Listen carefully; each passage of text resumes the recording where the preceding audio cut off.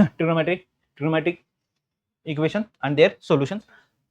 Equation कशाला म्हणतो, ज्याच्या साइन कॉस टॅन असतो त्याला आपण इक्वेशन म्हणतो. सोल्युशनचे दोन प्रकार आहेत. सोल्युशन म्हणजे काय, थिटाची व्हॅल्यू साइन कॉस टॅन सोबत जे थिटा असतं त्याची व्हॅल्यू. एक आहे प्रिन्सिपल आणि दुसरं आहे जनरल.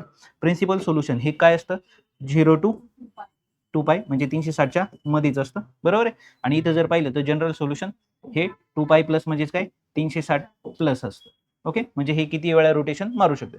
प्रिन्सिपल सोल्युशन मध्ये प्रत्येकाच्या व्हॅल्यू किती असतात, 2, कारण 2 पॉझिटिव्ह 2 निगेटिव्ह.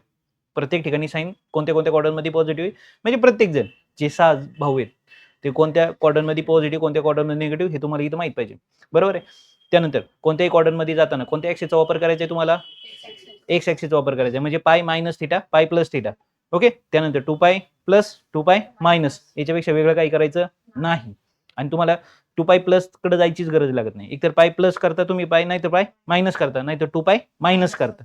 ओके, पहिल्या क्वाड्रंटमध्ये असेल तर विषयच नाहीये. ओके, आणि मग त्याचे काय जनरल फॉर्म हे तुमचे पाठच पाहिजेत. काय काय फॉर्म आहेत जनरल फॉर्म जर तुम्ही पाहिले तर पहिला साइन थिटा कॉस थिटा आणि tan theta. Okay, sine theta sine alpha, cos theta cos alpha, tan theta tan alpha, हे फक्त स्क्वेअरचे जर तुम्ही पाहिले तर आता इथं काय एन पाय प्लस मायनस अल्फा, एन पाय प्लस मायनस अल्फा, एन पाय प्लस मायनस अल्फा, म्हणजे ह्या तिघांचे तर स्क्वेअरचे तर सेमच आहेत. फक्त राहिला फक्त विषय इथं जर पाहिलं काय एन पाय -1 अल्फा. ओके, इथं 2π एन अल्फा, एन पाय अल्फा प्लस अल्फा. हे पॅटर्न तुम्हाला पाठ ठेवायचे. हे पॅटर्न आले तुम्हाला जनरल सोल्युशन आलं. प्रिन्सिपल सोल्युशन आणि जनरल सोल्युशन फार लिहून ठेवा डोळे झाकून. या वर्षी बोर्डाच्या पेपरला प्रश्नपत्रिका मध्ये तुम्हाला हा प्रश्न दिसेल म्हणजे दिसेल. एक तर प्रिन्सिपल असेल नाही तर जनरल असेल, येणार 100% तुम्हाला प्रश्न ठरलेला आहे. ओके, आलो आपण त्याच्या पुढच्या पॉईंट, काय पोलर कोऑर्डिनेट कार्टेशियन कोऑर्डिनेट विचारला जाऊ शकता. ओके, कारण एक प्रश्नपत्रिकेमध्ये जर तुम्ही पाहिलं तर 23 ला विचारला गेले तर 24 ला आलाय, काही पण होऊ शकतं. ठीक आहे, आता हे तर माहिती तुम्हाला. काय करता तुम्ही इथं पोलर कोऑर्डिनेट म्हणलं तर कोण आहे आर थिटा, कार्टेशियन म्हणलं तर कोण आहे एक्स वाय. ओके, तुम्हाला हे देतील हे विचारतील किंवा हे देतील हे विचारतील. जर तुम्हाला कोण दिला आर आणि थिटा दिला म्हणजे कोण दिलं तुम्हाला पोलर दिला, आणि तुम्हाला कार्टेशियन विचारलं तर कार्टेशियन म्हणजे तुम्हाला X is equal to R cos theta. Okay, आणि Y is equal to R sine theta. Okay, त्यानंतर जर तुम्हाला एक्स दिला आणि वाय दिला आणि तुम्हाला पोलर विचारले तर R square is equal to काय टाकायचं, very good, X square plus Y square, आणि त्यानंतर काय tan theta is equal to Y upon X. बस याचा तुम्ही वापर करू शकता. ओके, हा प्रश्न तुम्हाला 2 ते 3 मार्काला विचारला जाऊ शकतो. त्यानंतर आलो आपण तिसऱ्या पॉईंटकडे, साइन रूल म्हणजे दुसरं तिसरं काय नाही. ट्रायंगल मध्ये हे नीट लक्ष ठेवा. हा याच्या मागचं हे माहिती असतं तुम्हाला बऱ्याच वेळा, पण नक्की इथं कधी कधी ट्रायंगल देऊन त्याची इन्फॉर्मेशन देते आणि तुम्हाला सांगतील साइन रूल वापरा. कसं वापरणार तर तुम्हाला माहित पाहिजे काय, हा आहे तुमचा ट्रायंगल ए बी आणि सी. एच्या समोर जो अँगल, आता हा जो ए अँगल आहे त्याच्या समोरच्या साईडला ए म्हणतात, ही लेंथ आहे. कोणाची लेंथ आहे, बी सी ची लेंथ आहे. नीट लक्ष ठेवायचं. ओके, त्यानंतर सी च्या समोर सी ले आणि ही काय बी, ह्या लेंथ आहेत. स्मॉल एबीसी ह्या लेंथ आहेत आणि मोठे अँगल आहेत. मग साइन काय सांगतो, simple. Okay, a upon sine a, b upon sine b, c upon sine c is equal to, हा तुमचा मेन काय झाला साइन रूल झाला. मग हे याचे काय आहेत मॉडिफिकेशन. त्यामध्ये हे मॉडिफिकेशन अतिशय महत्वाचे आहे आपल्यासाठी. काय बी साइन ए, इथं जर तुम्ही मायनस केलं म्हणजे थोडक्यात तुम्ही याला इकडे बोलून घेतलं म्हणजे तिकडे कोण राहिला 0, हे विसरायचं. याला तुम्ही उलट करता तेव्हा काय मिळतं तुम्हाला की इथं तुम्ही याला काय, याची व्हॅल्यू किती आहे 2r. एका क्वेश्चन मध्ये तुम्हाला रेडियस पण विचारली गेलेली आहे. रेडियस विचारली त्यावेळेस काय करायचंय, ए दिलाय साइन ए दिलाय किंवा साइन काही पण देतील, यातलं सी देऊन सी देतील, बी देऊन बी देतील आणि तुम्हाला रेडियस विचारतील. सिंपल काय करायचंय, हा तिकडे जाणार तो इकडे येणार, क्रॉस हे दोनचं.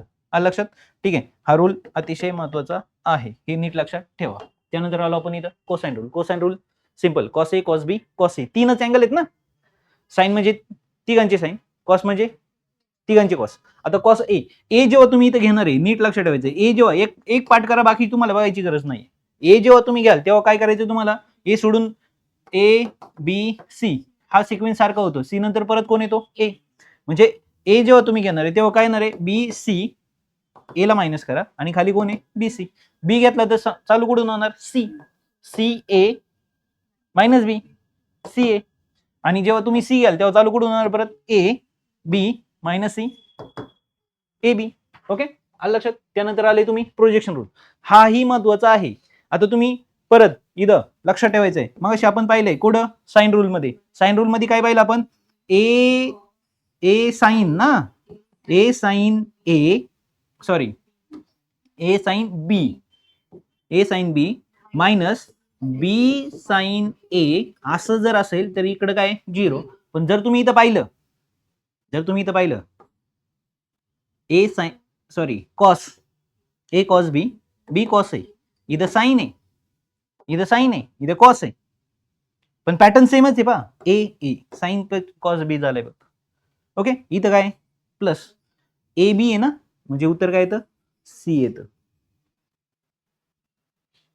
ए बी असताना सी असताना बी त्यांच्यात कोण नाहीये त्यांच्यात इथं कोण नाहीये ए. हे आहे cos rule sorry projection. Okay ज्याच्यात कॉसचा वापर झालेला आणि हे काय साइन रूल. याच्यात गडबड करायची नाही. साइन मध्ये कोणता सिंबल आहे मायनस कॉस मध्ये कोणता सिंबल आहे प्लस. तिथं असतं व्हॅल्यू साइन मध्ये असते 0. हे तुम्हाला विचारलं जातंय म्हणून फोकस करतोय मी. त्यानंतर आले half angle formula. Half angle म्हणजे काय तेच ट्रायंगल जो आहे ना आपण पाहिलेला मागचा काय ट्रायंगल आहे आपला ए बी सी. याला तुम्ही हाफ करणार आहे आता बी ला हाफ सी ला हाफ. ओके मी साइन ए अपॉन बी कॉस ए अपॉन बी टॅन ए अपॉन बी. ह्या व्हॅल्यू तुम्हाला विचारला जातात. 10 मार्काचे प्रश्न विचारले ट्रायंगल वर. प्रिन्सिपल सोल्युशन विचारलं तरी आणि जनरल विचारलं तरी किती मार्काला येणार आहे 2. कार्टेशियन विचारलं तरी किती मार्काला येणार 2. व अजूनही किती मार्क राहिले आपल्याकडे 6 म्हणजे एक तर आता त्याच्यानंतर एकच पार्ट आला काय साइन रूल कोसाइन रूल बरं प्रोजेक्शन रूल. म्हणजे याच्यावर प्रश्न 100% विचारला जाणार आहेच. ऑप्शनच नाही. 10 मार्क तयार कुठून करणार. त्यानंतर इनव्हर्स ट्रिग्नोमेट्री जरी विचारलं तरी ते समजा एक गणित विचारलं 3 मार्काला म्हणजे इनव्हर्स ट्रिग्नोमेट्री पा प्रिन्सिपल जनरल 2 मार्क. कार्टेशियन विचारलं 2 मार्क. इनव्हर्स ट्रिग्नोमेट्री विचारलं 3 मार्क. म्हणजे किती गेले आता तुमचे 2 आणि 2 4 आणि 3 7 उरले किती अजून 3. ह्या साइन रूल कोसाइन रूल आणि प्रोजेक्शन रूल शिवाय हाय काय ऑप्शन. म्हणजे याच्यावर प्रश्न विचारला जाणार आहे. बरं कार्टेशियन विचारलं तर परत किती वाढले 2. मग ते 2 कुठून भरून काढणार इथून. याला पर्याय नाहीये त्यामुळे करून ठेवावंच लागणार आहे तुम्हाला. ओके काय इथं जर पाहिलं तर साइन ए बाय 2 काय येस. आता ए नाही इथं परत पॅटर्न तुम्ही नीट लक्षात ठेवा. ए इथं B A B C B C. Okay S minus C B C cos आलं लक्षात.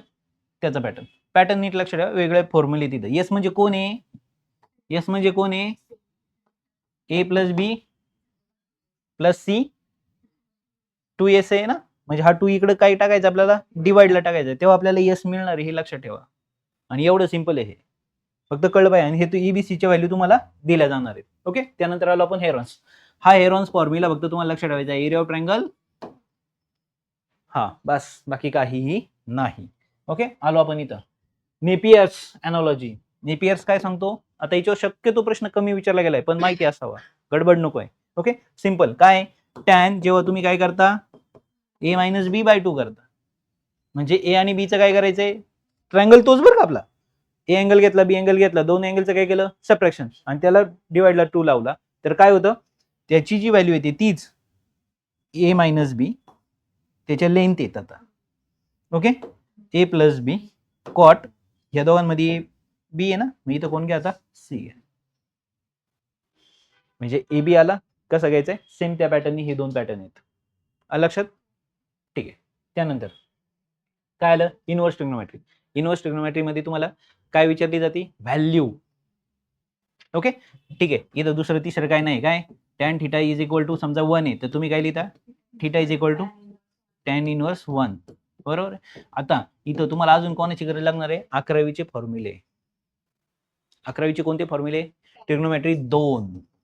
ट्रिग्नोमेट्री 2 मध्ये जे 25 फॉर्म्युले आहेत मी तुम्हाला लिस्ट आज पाठवून देतो. ते 25च्या 25 फॉर्म्युले लक्ष ठेवायचे. त्याच्यात कोण कोण आहे महत्वाचे sine 2 theta cos 2 theta tan 2 theta, त्यानंतर sine a plus b cos a plus b tan a plus b, त्यानंतर अजून नाही इनवर्स वाले नाहीच आहेत त्याच्यात, नाही इनवर्स इथंच आहे. Sine c plus sine d, two sine c plus d by 2 into cos c minus d by 2. हे तीन पाठ पाहिजेत, लागणार आहेत ते लक्षात. ठीक आहे, तर या पद्धतीने तुमचे फॉर्म्युले संपलेले आहेत. एवढ्या कन्सेप्ट तुम्हाला आता येणाऱ्या पेपरला विचारल्या जाणार आहेत आणि एवढेच आहेत, फार काही जास्त मेजर नाही आहेत. ओके, ठीक आहे.